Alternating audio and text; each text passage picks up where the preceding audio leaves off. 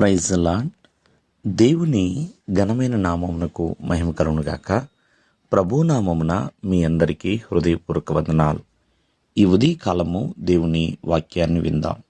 సామెతలు 10వ అధ్యాయము 6వ వచనము. నీతిమంతుని తల మీదకి ఆశీర్వాదములు వచ్చును.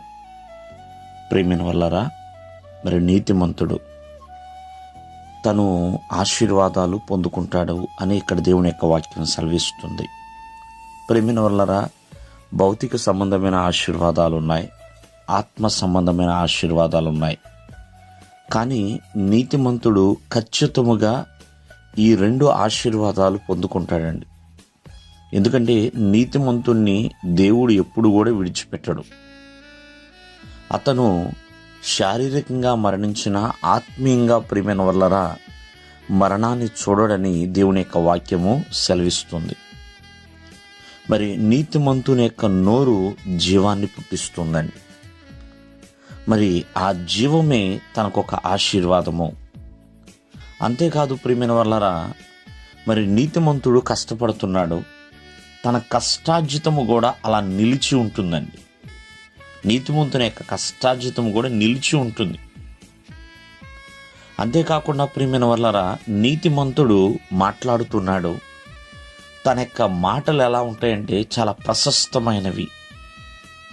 అంతేకాకుండా ఎంతోమందికి ఆశీర్వాదకరమైనవి నీతిమంతుని యొక్క మాటలు.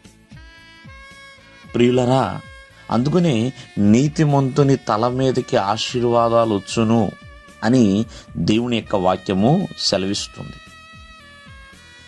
తను సమస్తానికి వ్యతిరేకంగా, అంటే పాపానికి, లోకానికి, ప్రియమైన వల్లరా సాతానుకి, ఇలా ఎన్నో వాటికి అతను వ్యతిరేకంగా జీవిస్తున్నాడు. కాబట్టి మరి ఆ నీతిమంతుడు ఖచ్చితముగా నిత్యము నిలిచే కట్టడం వలె ఉంటున్నాడండి. అంటే స్థిరత్వం కలిగిన వాడు నీతిమంతుడు, సంతోషం కలిగిన వాడు నీతిమంతుడు, తన ప్రాణాన్ని తృప్తిపరుచుకున్నవాడు నీతిమంతుడు. ప్రియమైన వల్లరా, అందుకనే నీతిమంతుడు ఎన్నడూ కదిలింపబడడు అని అధ్యాయం తెలియజేస్తుంది. అందుకనే ప్రతి ఒక్కరు కూడా దేవుడిచ్చే నీతిని కలిగి మనం ముందుకు కొనసాగాలి.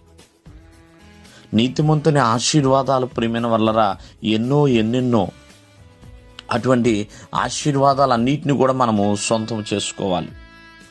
యేసుక్రీస్తు వారు నీతిమంతుడిగా ఆయన జీవించాడండి, నీతిమంతుడిగా ఆయన బ్రతికాడు.